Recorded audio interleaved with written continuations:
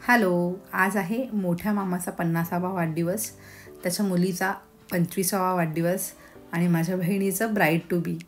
हे सगळे एकाच दिवशी आम्ही फंक्शन अरेंज केलेत. म्हणजे वाढदिवस तर होताच मामाचा आणि माझ्या बहिणीचा, पण दुसऱ्या बहिणीचं ब्राईड टू बी पण आम्ही ह्याच दिवशी ठेवलं.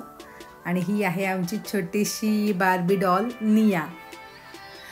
सो मामाचा 50वा वाढदिवस असल्यामुळे 50 दिवे लावून मामाचं औक्षण केलं सगळ्यांनी. आम्हाला पोचायला लेट झालं ट्रॅफिकमुळे, सो आम्ही लेट पोचलो कार्यक्रमाला. आणि ही आमची बर्थडे गर्ल.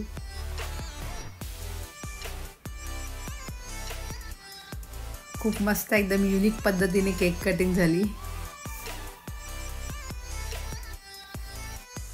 आणि त्यानंतर मग आम्ही ब्राईड टू बीचा कार्यक्रम केला. ही आहे आमची ब्राईड. आणि मग सगळ्यांनी गिफ्ट्स वगैरे दिले आणि मग आम्ही लेट पोचल्यामुळे मग आम्ही पुन्हा औक्षण केलं, मी आणि मम्मीने.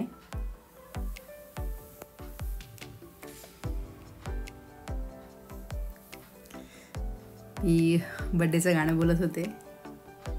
आणि ही आहे माझ्या मामाची फॅमिली. ही अनु, माझ्या मामाची मुलं दोन्ही, मामा मामी.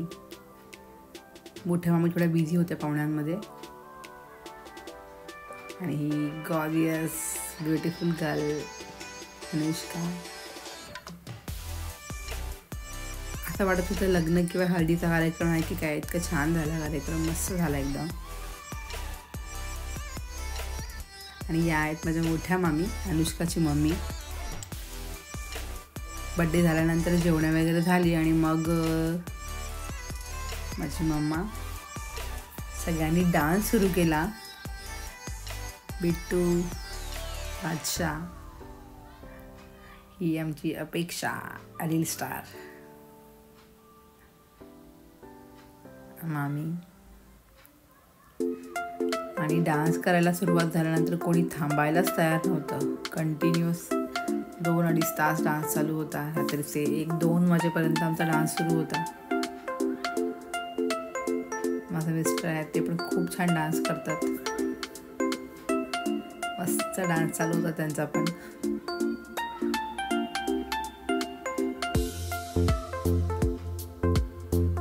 जवळजवळचे नातेवाईक आहेत, त्यांना बोलवलं होतं. कारण की मधला वार असल्यामुळे स्कूल मुलांची ट्युशन सगळ्या गोष्टी असतात. प्रत्येकाला पॉसिबल होतं, यायला नाही होत. सो जेवढ्यांना जमलं तेवढे आले आणि खूप धमाल केली आम्ही. आणि आमच्या ब्राईड टू बीच्या कार्यक्रमामध्ये तर खूप धमाल आली. आम्ही छान थीम ठेवली होती सगळ्यांनी. सेम कलरचे ड्रेस घातलेले. जी मुलगी गौरी आहे, नवरी मुलगी, तिने वेगळा ड्रेस घातलेला. बाकी आम्ही सगळ्यांनी छान थीम मॅनेज केली. त्याच्यानंतर मग हे असं हा टॅग आहे ब्राईड टू बीचा. आम्ही म्हटलं आम्हाला नको, आमचं लग्न झालं आहे, आम्हाला मुलं आहेत. ही म्हणते मला नको, मला अजून वेळ आहे. आणि मग फायनली तिचं लग्न आहे, तिच्याकडे हा टॅग दिला. आणि मग तिला हा टॅग घातल्यानंतर आम्ही केक कटिंग वगैरे केला. केक कटिंग झाली, सगळ्यांनी फोटोज वगैरे काढले आणि खूप मस्त प्रोग्राम झाले. दोन्ही पण खूप धमाल आली.